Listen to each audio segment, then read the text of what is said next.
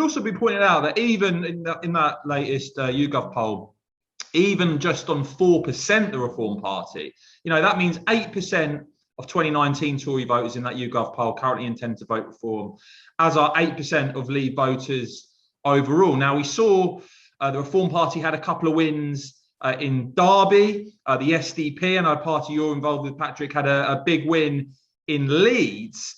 Do you think that's a bit of a warning to the Tories that Brexiteer voters, we've not seen it happen en masse yet, but a few warning shots that you could see dissatisfied leavers switch away from the Tories at the next election?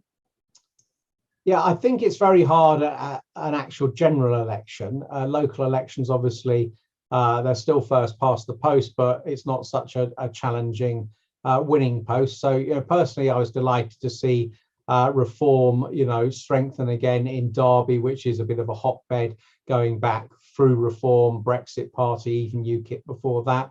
The SDP has been working very hard in Yorkshire in general, particularly West Yorkshire and that seat in the middle of Leeds. I also know that both party leaderships talk to each other and aren't going to go out of their way to tread on each other's toes. So all that is promising. And I think, the trouble is most voters don't pay sufficient attention to politics to pick up the fact that these parties exist, perhaps with agendas that are more up their street.